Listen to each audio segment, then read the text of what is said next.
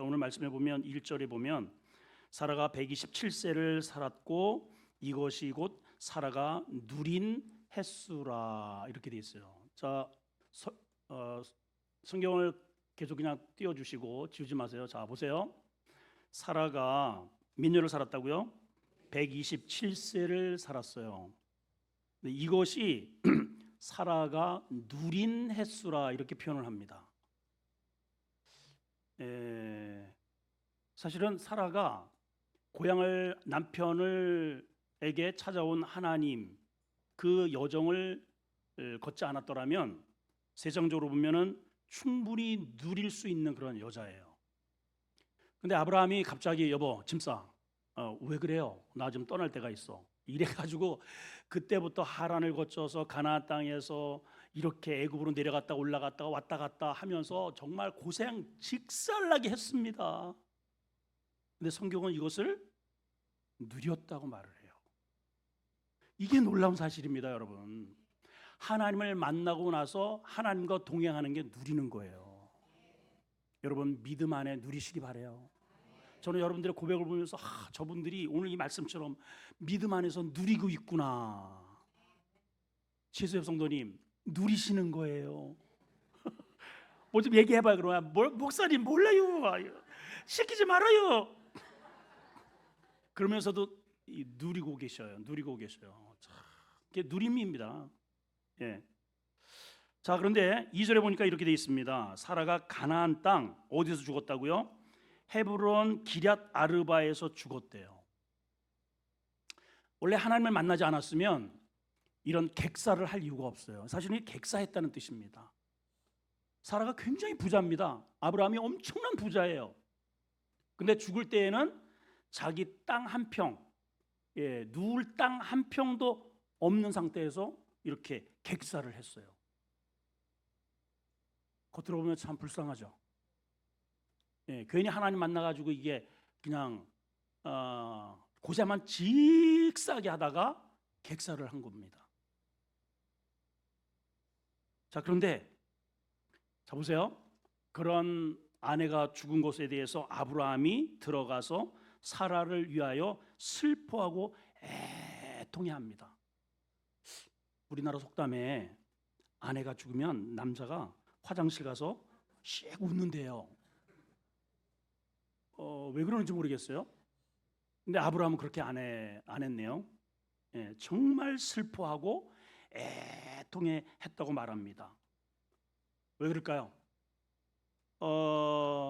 여기 딱 한 절 속에 사라가 자신을 만나서 그리고 하나님과 동행하는 그런 삶 속에 어떠한 삶을 살았는지 이 아브라함이 너무 잘 알기 때문이죠. 사실은 보무도 당당하게 앞으로 나만 믿어, 나를 따라와, follow me.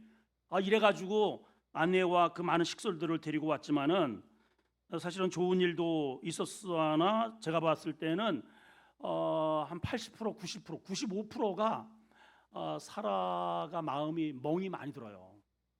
근데 우리가 잘 아는 대로 애굽에 가서는 누이라고 해가지고 이렇게 빼앗기고 또 다시 올라와서는 그랄 땅에서 또 한 번 아비멜렉에게 또 똑같은 일을 반복시키나 하면서 아주 지울 수 없는 큰 상처를 어떻게 잊겠어요, 여인이.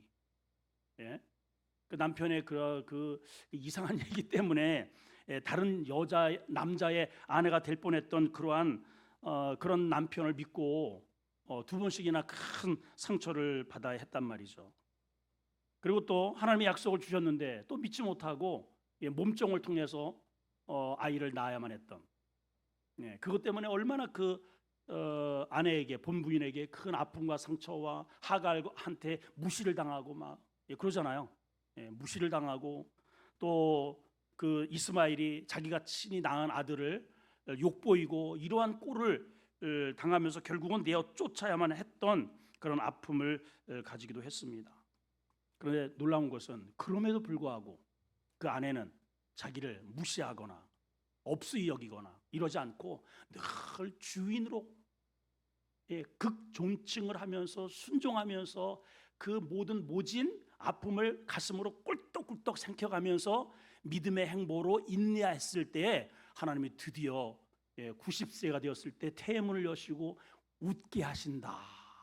그래서 그 가정의 기쁨과 정말 역사 속에 믿음의 큰 주춧돌, 믿음의 씨앗 아들을 이삭을 딱 이렇게 낳고 그렇게 인생을 풍미했던 그러한 여인이었다라는 거죠. 오늘 사라는 127세를 살았습니다. 아브라함은 그 이후에도 무려 세상에 아브라함이 몇 세에 죽었는지 혹시 아시나요? 170세를 살았으니까 아내가 죽은 뒤에도 43년을 더 살았어요. 세상에나.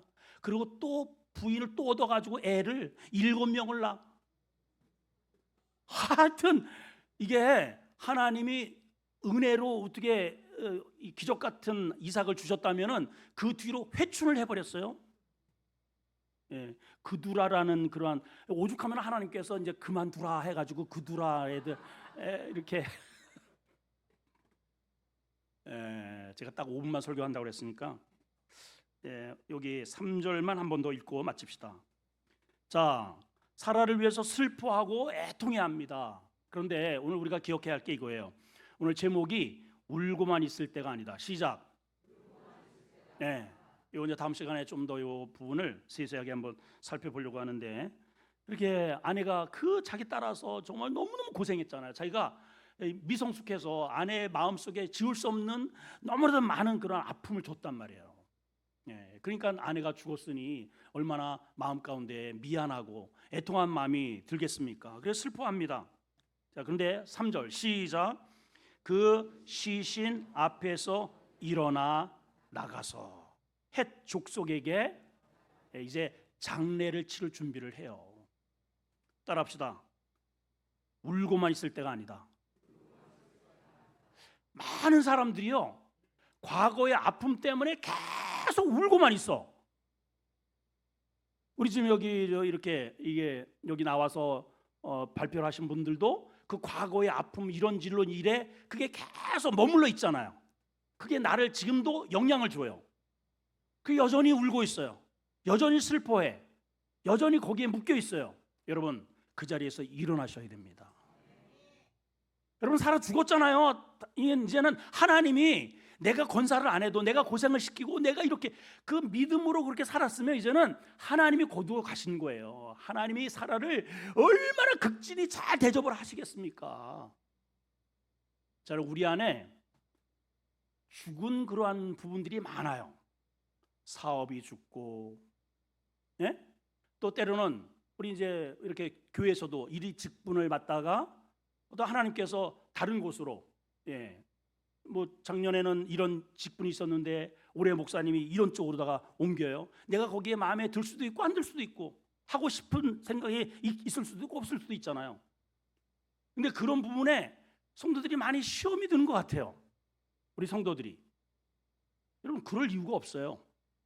한 부서에서 하나님께서 다른 부서로 옮기시거나 어쨌든 이 일을 하다가 저 일을 하게 되거나, 그는 오늘 말씀처럼 그는 이미 지나간, 이미 오늘 말 그대로 시신입니다. 시신. 거기서 일어나셔야 돼요. 또 계속 울고만 있으면 어떨 거예요? 계속 그 시신 앞에서 가슴만 치면 뭐 할 거냔 말이에요. 거기서 일어나는 게 중요합니다. 그래서 오늘 제목이 울고만 있을 때가 아니다.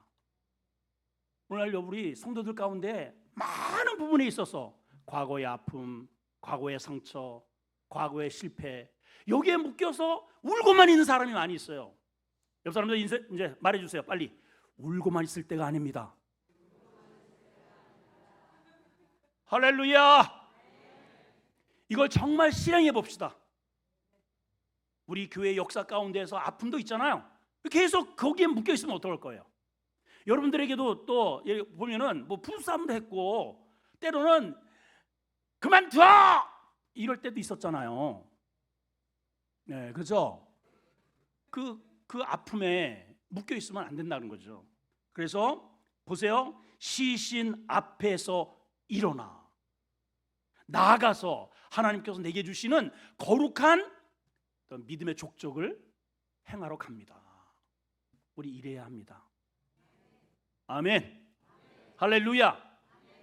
예, 울고만 있을 때가 아니다. 기도하겠습니다. 하나님, 우리 제자반 그동안에 많이들 고생했고 힘든 과정을 꿋꿋이 잘 견뎌서 드디어 이렇게 영광스럽게 수료를 했습니다. 이것으로 끝나는 것이 아니고 또 일어나 새로운 미래를 향해서 질주하게 해 주시옵소서. 사라가 127세를 살았는데 많이 고생했습니다. 남편에게 찾아온 하나님 때문에 믿음으로 성숙시 못한 남편 때문에 많이 고생하고 지을 수 없는 아픔과 상처도 받았습니다. 그런데 사라를 일컬어서 성경은 누렸다고 말합니다.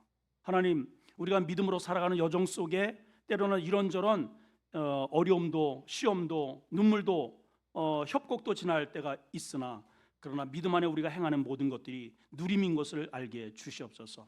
사라가 본래 하나님을 하나님 따라 나서지 않았더라면 갈대우르에서 떵떵거리며 명품을 두르고 큰 소리 뻥뻥 치고 넓은 공간을 확보해서 그렇게 거나하게 장날을 치렀을 겁니다. 그런데 기럇 아르바, 그것도 이방 땅, 가나안 땅에서 자기 누울 땅조차도 없는 나그네 인생으로 인생을 마무리했습니다. 그러나 하나님은 그를 기억하십니다. 아브라함도 그 아내의 죽음에 대해서 애통하고 정말 잘 살았고 믿음으로 함께 부족한 자신을 믿어준 아내를 고마움으로 웁니다. 하나님, 우리가 세상을 떠날 때 누군가 나를 위해서 정말 애통한 마음으로 그렇게 위로하는 그런 흔적이 남겨지게 해주시고 믿음의 흔적을 남기게 해주시고 또한 믿음으로 사는 우리의 횟수가 누림이 되게 하여 주시옵소서. 또한 시신 앞에 끊임없이 앉아서 통곡만 할 것이 아니고 하나님 다시 분연히 그 시체 앞에서 일어나 하나님이 주시는 비전을 향하여 나아가게 하여 주시옵소서. 예수님의 이름으로 기도합나이다.